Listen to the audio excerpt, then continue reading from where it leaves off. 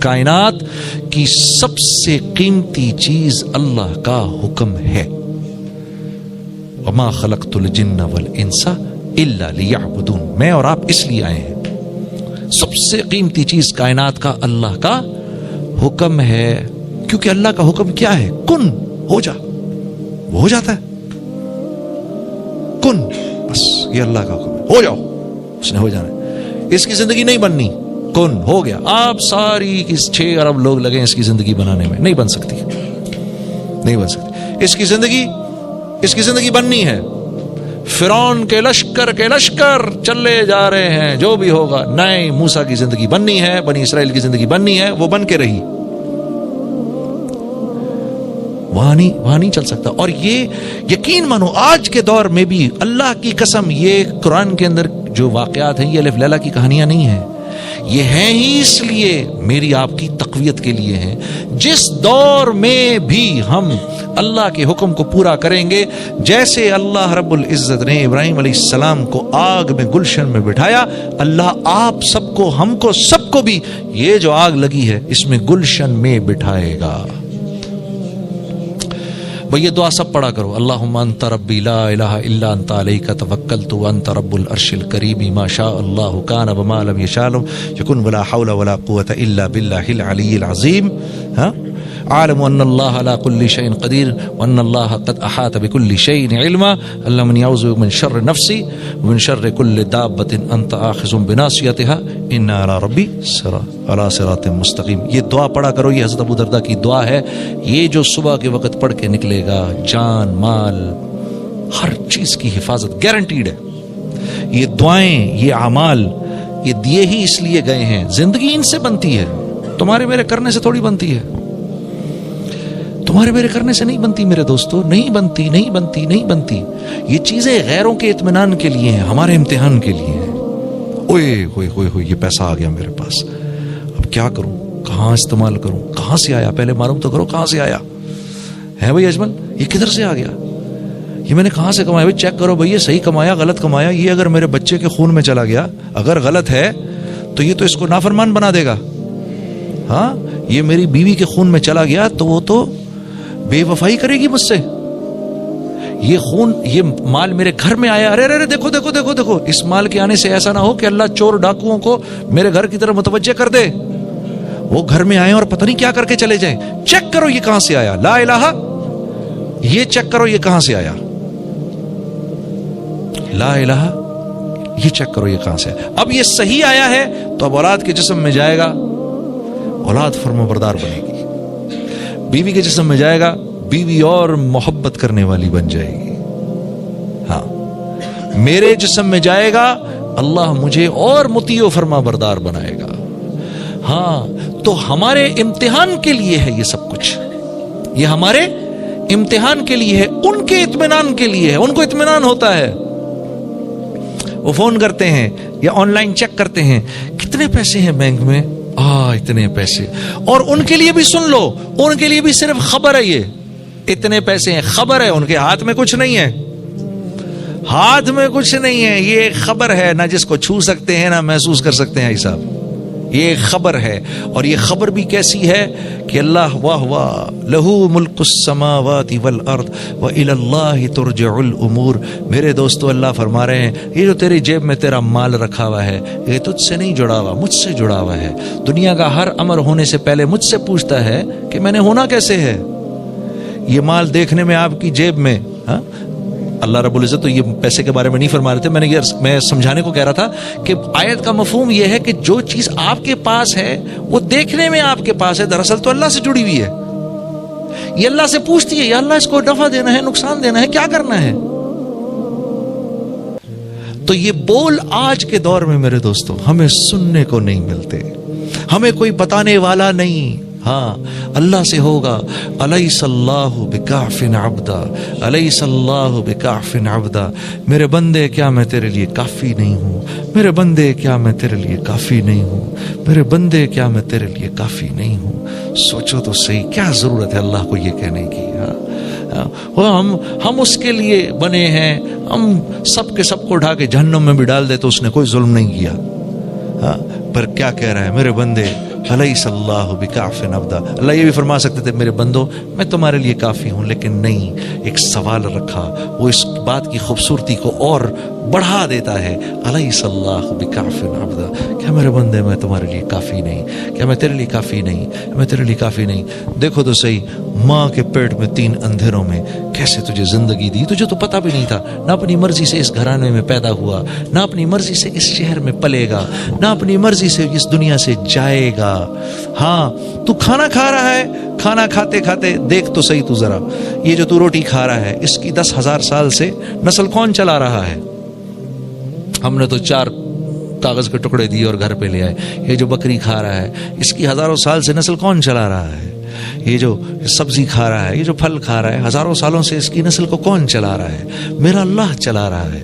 ये जो पानी हम पीते हैं मेरे दोस्तों, 16 ट्रिलियन गैलन पानी 1 सेकंड में बुखारात बन के ऊपर आसमान में चला जाता है। फिर हवाएं आती हैं, उसको लेती हैं। इसमें नमक जो है, ये नमक इसको ज्यादा ऊपर जाने नहीं देता, क्योंकि नमक की अल्लाह ने तासीर रखी है, ये ठंडा जल्दी होता है। नमक की कान में जाओ ना आप तो बहुत ठंडा होता है, बहुत ठंडी होती है। आप नमक की कान को में अगर आप कभी जाएं तो ठंडी होती है, अल्लाह ने इसकी तासीर रखी।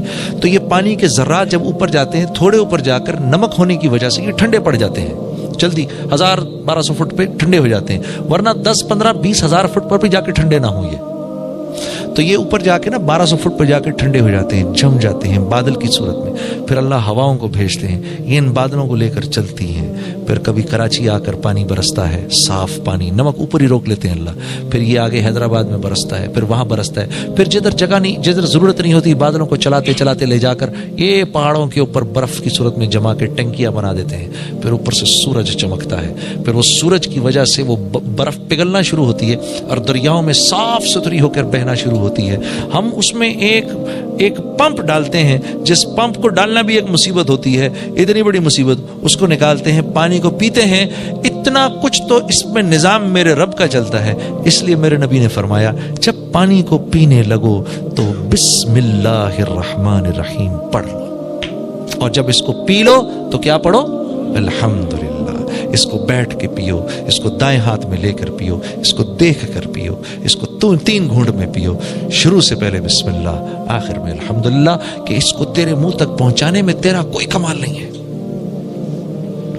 हाँ मेरे दोस्तों, ला इलाहा इल्लल्लाह। हाँ, इतना बोलो अल्लाह को, इतना बोलो अल्लाह को, दिल इस बात की गवाही दे मेरा अल्लाह करता है। मेरे दोस्तों, मैं क्या आपके सामने अर्ज करूं, खुदा की कसम, अल्लाह पाक फरमा रहे हैं, मेरे बंदो, अगर 7 जमीन और अगर जमीन में जितने दरख्त हैं इसके कलम बन जाएं, 7 समंदरों की स्याही बन जाए, और तुम अपने रब, और तुम 7 आसमान 7 जमीनों में जितनी मखलूक है सबको जमा करो, अव्वलीन और आखिरीन को जमा करो, जिन्नात को, फरिश्तों को जमा करो, अब तुम सब मिलकर तुम अपने रब की बातों को लिखना शुरू करो, तो अल्लाह फरमा रहे हैं तुम्हारे कलम टूट के खत्म हो जाएंगे, पानी, समंदरों का पानी सूख के खत्म हो जाएगा। रुक जाओ, उतने ही दरख्त अभी और देंगे, उतने ही समंदरों को पानी से फिर भरेंगे, फिर ये सूख जाएंगे, फिर कलम टूट जाएंगे, तुम्हारे रब की बातें खत्म नहीं होंगी। यकीन मानो, यकीन करो, हालत नज़ा पर काफिर भी इस बात को मानेगा, मुसलमान भी इस बात को मानेगा, सब मानेंगे, मानेंगे अल्लाह से होता है। हाँ मानेंगे। फिरौन जैसे अना रब्बुकुमुल आला, जिसने अपने आप को बोला अना रब्बुकुमुल आला, मेरे से बड़ा रब कोई नहीं। शैतान इसके पास आया और कहने लगा, अबे बदबख्त, रब होने का दावा तो मैंने नहीं किया, तू कहां से कर बैठा? हाँ, तू को बहुत बड़ी शय है तू। कहता है हाँ कर तो गया, अब क्या करूं, रहने दूं? कहा नहीं, ऐसा भी ना कर, हाँ कहीं बची ना जाए तू, है ऐसा भी ना कर, अब तो कर लिया नहीं तो जलील होगा। तो कहने लगा क्या मेरे से बड़ा भी कोई बदबख्त है? कहा हाँ, एक आदमी है कि जब उसका भाई उससे माफी मांगने आए वो उसको माफ ना करे, ये तुझसे भी बड़ा बदबख्त है। तो फिरौन जैसे जाबिर ने भी जब आसमान से फरिश्तों को उतरते देखा इसकी जान लेने के लिए, तो क्या बोला? आमनतु बिरब्बि मूसा व हारून, मैं मूसा और हारून के रब पर ईमान लाता हूं। यहाँ एक अजीब बात जहन में है, आइए आपके सामने अर्ज कर दूं कि अबू जहल जब मरने लगा तो रसूलुल्लाह सल्लल्लाहु अलैहि वसल्लम ने सहाबा से पूछा, भाई कौन इसकी गर्दन लेकर आएगा? تو عبداللہ بن مسعود کھڑے ہو گئے، یا رسول اللہ میں جاتا ہوں. تو جب گئے ادھر جا کر دیکھا تو نیچے پڑا ہوا تھا. تو عبداللہ بن مسعود سے نے اس نے اپنا جو پیر ہے نا اس کی گردن پہ یہاں رکھا، یہاں رکھ کے دبایا. تو حضرت موسیٰ حضرت عبداللہ بن مسعود سے کہنے لگا، ابے او بکریاں چرانے والے، بڑی اونچی جگہ پیر رکھ رہا ہے تو عبداللہ بن مسعود نے کہا، تجھے تیری یہ اکڑ ابھی بھی نہیں گئی؟ یعنی تو جا رہا ہے دنیا سے، تیری اکڑ نہیں گئی ابھی تک؟ کہا محمد صلی اللہ علیہ وسلم کو بتا دینا، پہلے یہ بتاؤ جنگ کون جیتا؟ کہتا ہے پوچھتا ہے پہلے یہ بتاؤ جنگ کون جیتا؟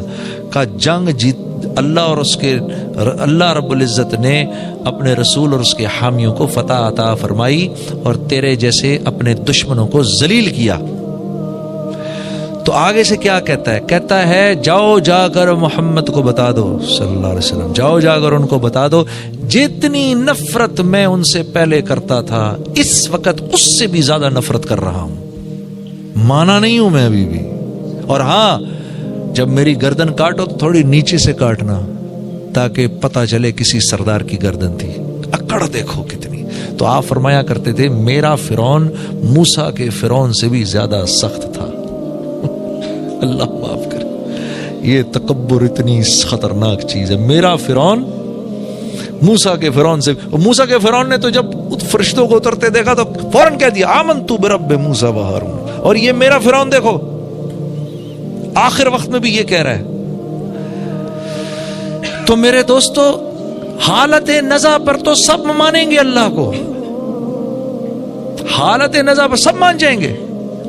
ہاں قیامت کے دن کھڑے ہوں گے اللہ کے سامنے، ربنا ابصرنا وسمعنا فرجعنا نعمل صالحا انا موقنون. یا اللہ دیکھ لیا، سن لیا، سمجھ لیا، ایک چانس اور دے دے واپسی کا، اور کوئی چانس نہیں ہے.